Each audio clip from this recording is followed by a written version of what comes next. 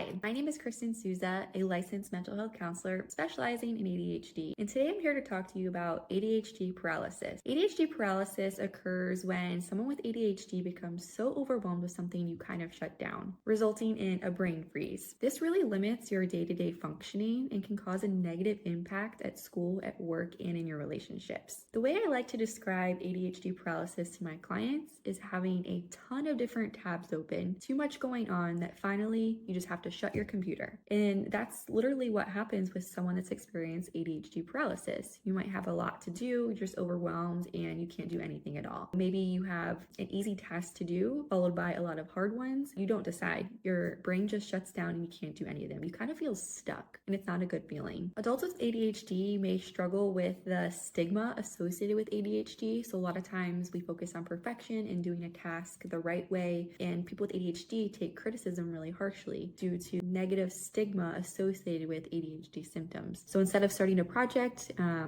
we shut down altogether and don't complete the task because maybe we don't think it's going to be perfect or up to the standard of our peers, our bosses, our professors, etc. So since ADHD is a neurodevelopmental disorder affecting executive functioning, this is where the ADHD paralysis comes in. It affects our ability to focus, exert any effort, retain information, regulate our emotions, organize tasks, and self-monitor our own actions. The effects of this vary among individuals with ADHD, but the hallmark characteristics of ADHD originate from the impediment of these necessary mental faculties. So ADHD paralysis versus procrastination. These are two very different things. With procrastination, someone with ADHD knowingly puts something off to the very last minute because they don't have that motivation to complete a task until they have anxiety and cortisol driving the behavior to complete the task. Whereas paralysis, you don't really have the choice.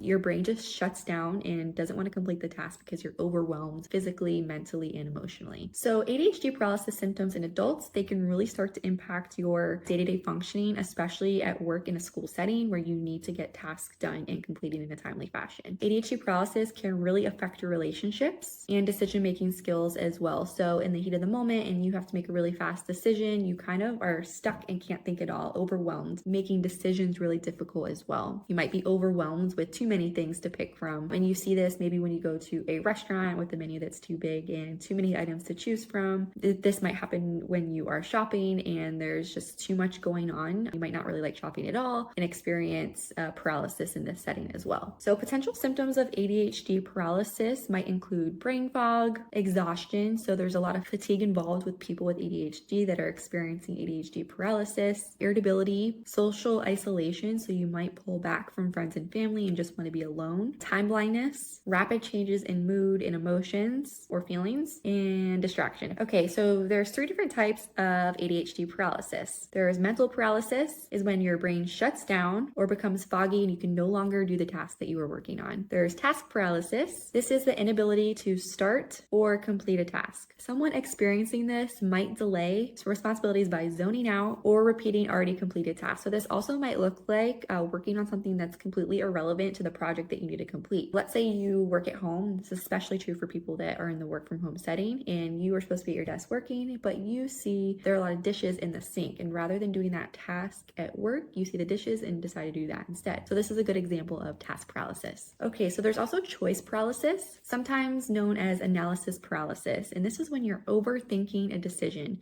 This is why it's super hard for people with ADHD to make a decision. This goes back to the example when I was talking about shopping, or when there's too many items on a menu to choose from, it can become overwhelming and you don't want to make a decision at all. So how do you snap out of ADHD paralysis? So here are 9 tips for dealing with ADHD paralysis. Number 1, write everything down. For those with ADHD, staying organized is crucial, although this is counterintuitive because being organized is difficult if you have ADHD, especially an attentive type. Adding events, tasks, obligations to a calendar straight away. I mentioned this in another video that I'll tag in the description below on healthy coping skills for ADHD. Make sure it's an audible notification or it's visible in sight so you can see it. People with ADHD a lot of times deal with object permanence, so out of sight, out of mind kind of thing. So make sure it's in your face, you can hear it. As soon as you commit to something, make sure you put it in your calendar. Okay, so number 2, break down tasks into smaller tasks. Tasks can feel really overwhelming for someone that has ADHD. It might feel impossible, like the project or task is going to take hours of your day to complete, when in reality, a lot of times that's not true. So let me give you an example. Say you've been putting off cleaning your house for a while, or let's even break it down to a smaller room like the bathroom, and you feel like it's going to take you forever to complete cleaning this bathroom, when in reality, it might take you, what, 20-30 minutes. So break down cleaning and things like bigger tasks that you keep putting off into smaller tasks. So what do you need to do first? I need to clean the sink. I need to clean the toilet. I need to clean the floor. And you can break these tiny things up, and it's kind of like a challenge, because people with ADHD like a challenge and like something new to be working on. So this can help with ADHD paralysis. Number 3, designate project time. Pick a time when you feel most productive. So if you're getting that boost of energy in the morning from 10 a.m. to 12 p.m., put all of the more energy draining projects into that 2-hour span. That way you can designate specific project time and get it done with. Number 4, don't make perfection a goal. Again, we've talked about how there's a negative stigma with ADHD symptoms, and people with ADHD often experience rejection sensitive dysphoria, where we're really sensitive to criticism. And that's because a lot of the times, especially growing up, maybe in childhood and later early adulthood, you experience a lot of negative comments from friends and family, or you're constantly getting nagged on the little things that you're not doing right all the time because of your ADHD symptoms. People with ADHD are not lazy. Okay, so a good example, you may try accepting many responsibilities at work because you're trying to overcompensate for your shortcomings of the negative ADHD symptoms that you display, kind of like you're trying to prove your worth to your employer and coworkers. However, ask yourself if these goals are aligned, if these goals go against your values. Is the work you put forward going to be completed at a standard that you're going to be happy with? Finding balance between the two is key. Finding peace with the performance or output that you were able to give. So there's a fine balance here. So saying yes to everything to overcompensate. Maybe you want to scale back a little bit and be realistic with projects you can actually complete and are within your scope. Number 5, schedule rewards. This is a big one. People with ADHD, researchers have seen that there is a lower level of dopamine in your brain, so you're constantly looking for that little boost of dopamine throughout your day, of course, healthy boost of dopamine, and a reward is an excellent way to give yourself that little reward. So if you complete, or to give you that boost of dopamine. So if you complete a task, reward yourself with something that you enjoy. Maybe you want a delicious snack. Maybe you can online shop for a second.